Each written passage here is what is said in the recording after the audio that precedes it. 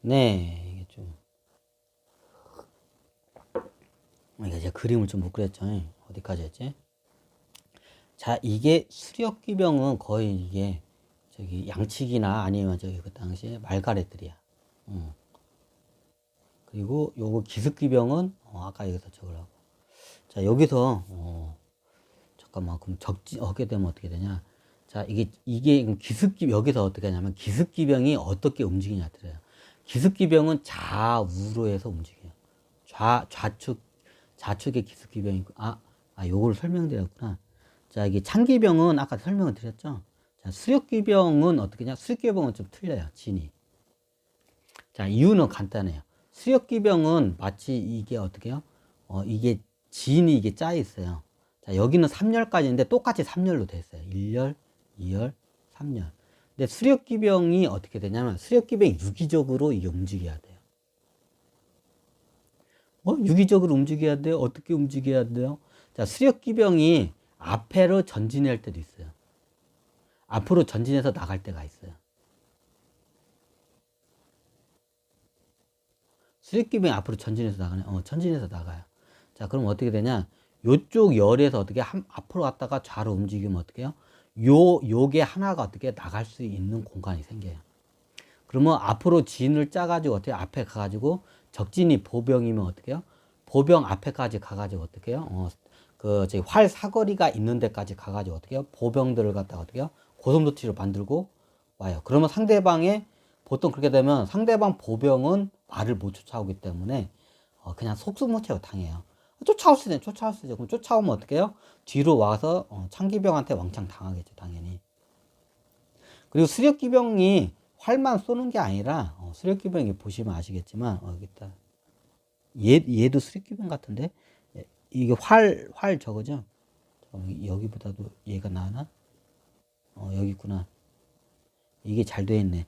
자, 수력기병 같은 경우에는 기본적으로 창은 없지만 어떻게 도는 갖고 있어요. 왜? 보병들하고 붙었을 때, 바로 붙었을 때 어떻게 공격할 수 있는데요. 그래서 도는 기본적으로 가져와요. 검은 안 쓰고요. 검은 비효율적이에요. 타는데. 우리나라에서는 이순신 장군이 검을 쓰잖아요. 이게 말을 타고 마상무예를 하게 되면 검보다 도가 훨씬 유리해요. 검은 어떻게 해요? 찌르기 용도밖에 안 돼, 시제로. 근데 도는 어떻게 해요? 배기 용도예요. 배기 찌르기가 다 되는데 배기 용도예요. 자, 이건 설명을 안 드렸는데 말을 타고 있었을 때 어떻게 해요? 보병 애들을 갖다가 해치울 때 제일 좋은 게 창이 제일 우수해요. 그 다음에가 도예요. 그 다음에 검이에요. 검이 좀 비효율적이에요. 이제 최고 안 좋은 게 이제 뭐냐? 철퇴나 뭐 이제 이런 거 철퇴 쓰는 사람도 있어요. 말 타면서 철퇴나 도끼 쓰는 사람도 있어요. 그 좀 비효율적이에요. 말 타면서 최고 이렇게 저기 좋은 병기가 뭐냐? 창이에요. 근데 이게 화살한 애들은 나중에 화살만 들고 다니면 보병들로 붙었을 때 어떻게 해요? 이게 활로 바로 앞에 붙었는데 활로 쏠 수 없잖아. 그럼 기본적으로 도는 하나씩 갖고 있어요. 도는 가벼우니까 한쪽에다 차고 다녀. 그리고 보병으로 붙었을 때 어떻게 해요? 보병은 싸울 수가 있어요.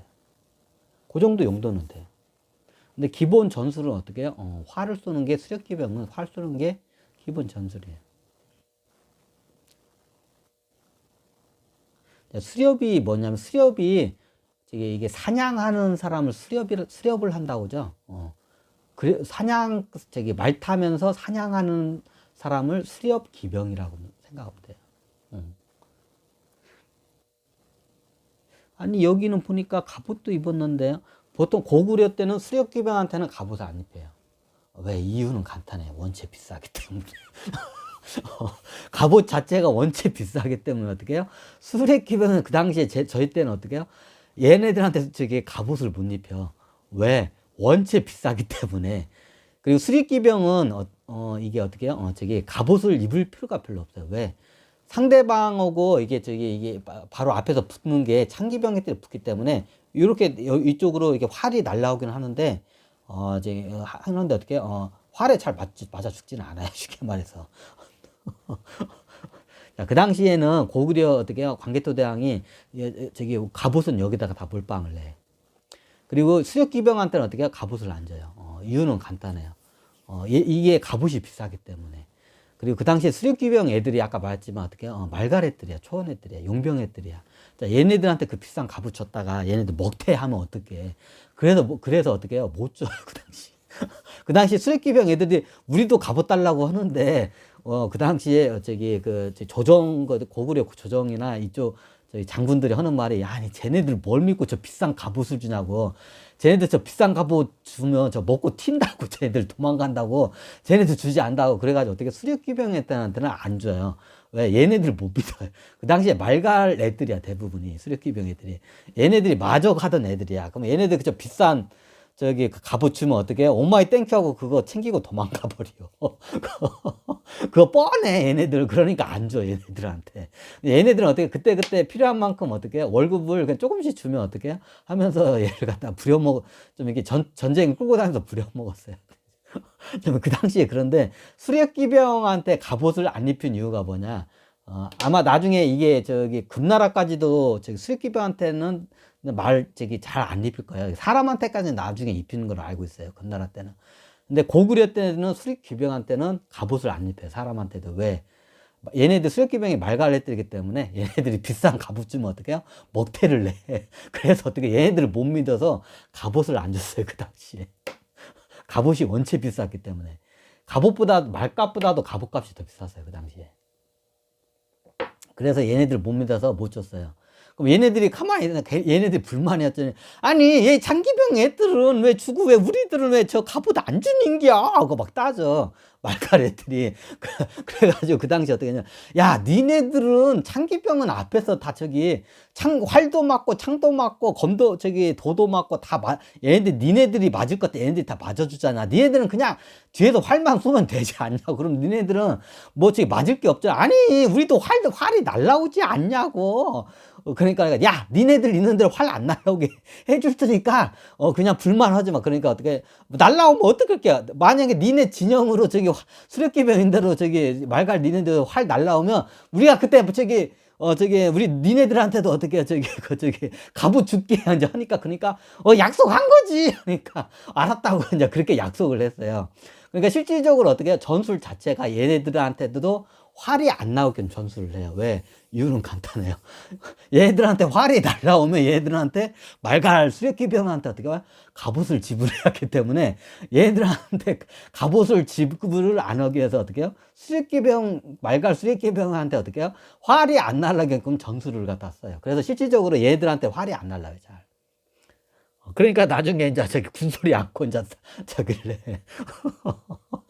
그 당시에 고구려고 금나라 갈 때도 고구려 때 수렵기병이 한테는 갑옷을 잘 안 줘요. 그게 왜냐하면 그 당시에 말갈 애들을 못 믿어가지고 수렵기병 애들을 못 믿어서 비싼 갑옷 갖고 먹튀 할까 봐서 어떻게 안 준 게 그게 이제 나중에 그렇게 된 거예요.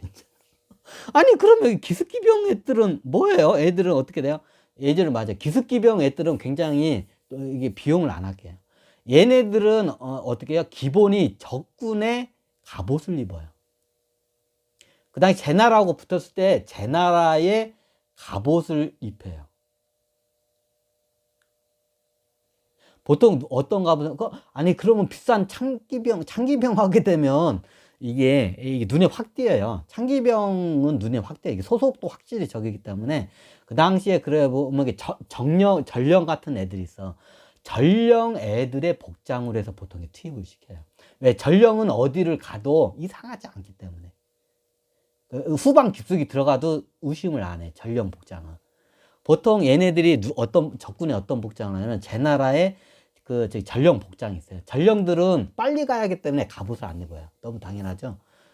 전령은 빨리 가야 하기 때문에 갑옷을 안 입고 굉장히 이게 얇고 가벼운 옷차림이에요. 그리고 무기도 이게 굉장히 가벼운 이게 도 같은 것만 좀 가지고 다녀. 거의 그런 차림으로 가요. 똑같이. 후방에 전령들의 그 복장을 이렇게 그대로 이렇게 만들어가지고 투입을 들어가요. 그래가지고 적진 깊숙이까지 들어가요. 전령 복장으로 말 타고 막 돌진을 해도 사람들이 전령인가 보다. 적군들도 전령인가 보다 하고 착각을 하기 때문에 그렇게 해요. 왜 그러냐면 그때마다 틀려요. 상황에 따라. 전령 복장으로 하기도 하고, 때로는 얘들 창기병으로 하는데, 창기병은 잘 안 해. 창기병 애들이 다, 창기병으로 하게 되면 기동력이 늘기 때문에, 이게 되도록이면 이게 전령 애들이나, 이런 애들을 복장으로 많이 이렇게 투입이 들어가요, 얘네들이. 적군의 복장으로 해가지고. 기습기병은 원래 그래요. 적진에 들어가지고 어떻게 제일 약한 부위를 갖다가 어떻게 공격을 하거나, 딱 기습기병은 크게 세 가지예요. 이 세 가지야. 이게 공격하는 그 미션이 세 개. 얘네들한테는 명령을 딱 내려요.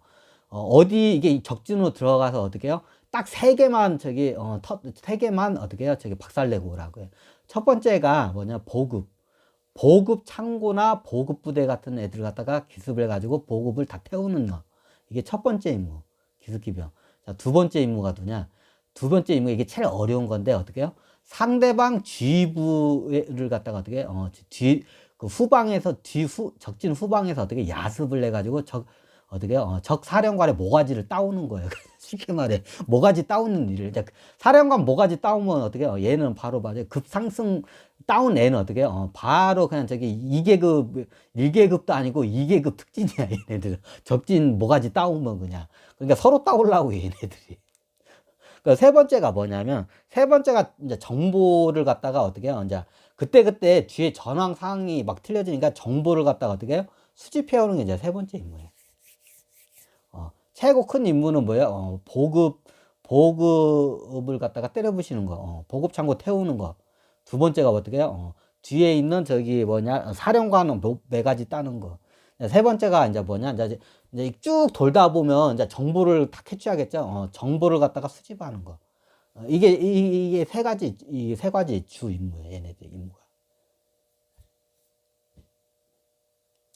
여기서 다 되겠나? 그럼 얘네들도 9명가요? 이게 제가 9명이라 한 게 아니면 이게 그때마다 틀려요. 이게 징기스칸이 이게 십진법으로 군대를 갖다가 해요. 자, 그게 왜 그냐? 금나라의 군대의 진법을 보고 그걸 갖다가 도입을 해요. 자, 금나라의 군대 진법이 요런 식이에요. 이제 십진법은 아닌데, 이게 마방진 형식으로 얘네들, 이걸 마방진이라고 하죠. 금나라의 진법, 이게 진법이 어떻게 해요? 이게 수력기병 뒤쪽이 마방진 형식이에요. 아니, 옛날에 고구려 때 이렇게 했나요? 고구려 때는 이러진 않았어요. 이게 나중에 이게 더 샤프하게 변해요. 고구려 때는 뒤에 그냥 이게 그냥 일열, 2열, 3열 이렇게 똑같이 제 나라 창기병을 똑같이 카피한 거를 수익기병을 그다지 똑같이 해요. 1열, 2열, 3열로 해가지고 어떻게 해요? 뒤에서 어떻게 계속 활을 퍼부어 이렇게. 근데 나중에 이걸 갖다 쪼개는 게 더 효율적이라고 해서 이게 후대에 이제 바뀌어요, 이제 나중에. 광개토대왕 때는 그냥 이게 똑같이 창기병 1열, 2열, 3열로 이렇게 딱 돼 있어.